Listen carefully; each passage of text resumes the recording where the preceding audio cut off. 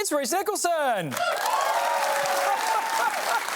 Now, Rhys, you are travelling around the country touring your show, which is all good and well, but you're also contractually obliged to record an interview for This Is Apparently Your Life. Have you got one for us?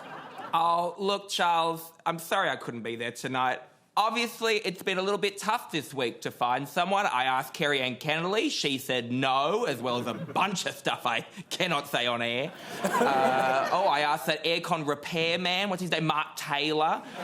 He said no. Oh, and then I asked Merv Hughes, and he said he was busy, which I do not believe. So we are scraping the bottom of the barrel tonight, Charles. I found someone. It was at last notice. I'm sorry. I hope it's all right. I'll do better next time. Roll the tape.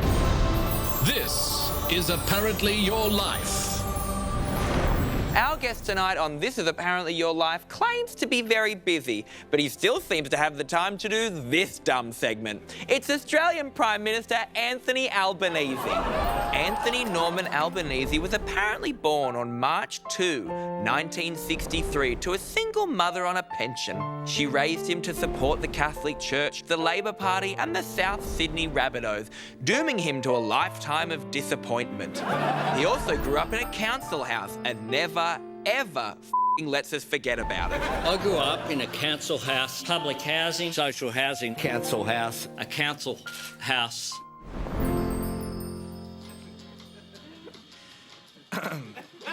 I'll be right with you. Welcome, Albo.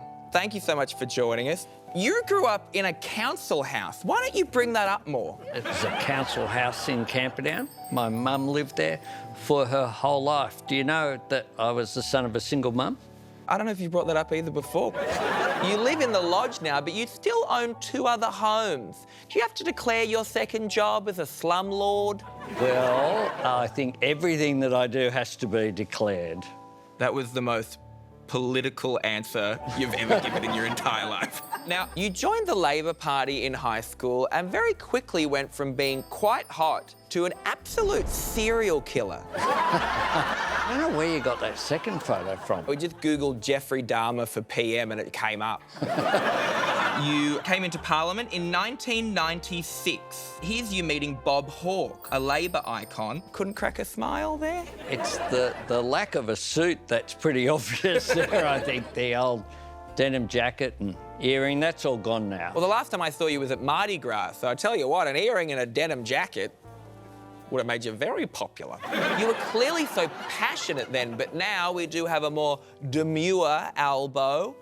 Is there a department of the Labor Party that sucks the charisma out of someone when they become PM, or does it just happen naturally? I think it comes over a period of time. But I'm doing this show. What's not serious about this show? You know, Sarah Ferguson, yourself, it's a bit of a difference. How dare you say I'm not like Sarah Ferguson? We're exactly alike. We've both got weird speaking patterns, we're on serious news shows, and we have interesting long-term relationships with Tony Jones. You famously cried when you announced that you would be backing Rudd to return to being PM. Is that because you realised you would have to work with him some more? No, not at all. That was a really difficult period, and it was when we were spending more time fighting each other than we were fighting the other side, as Peter Dutton and his friends are finding out. Meow! Can we get a saucer of milk for the PM? You famously sculled a beer at a concert after being egged on by a bunch of kids. If a bunch of kids yelled at you to fix the rental market, could you do that? Well, if it was as easy as sculling a beer, then I'd be in it like Flynn.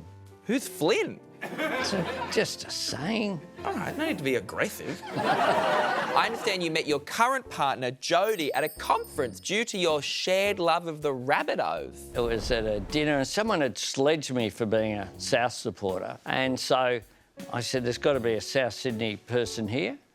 And she yelled out. Sorry, is this how straight people meet? Just shouting at each other about football teams across a crowded room? Rugby league, bringing straight people together. Is that straight grinder? It's a, well, I don't know. Do you know what Grindr is? I do know what Grindr It's is. just like a bunch of old, faceless white men Kind of like Australian politics. Anthony Albanese, it is truly an inspiration that such an unremarkable person could become Prime Minister. Thank you for being a part of This Is Apparently Your Life. Well, thanks very much, Reese. I'll have to come back. This is Apparently Your Life.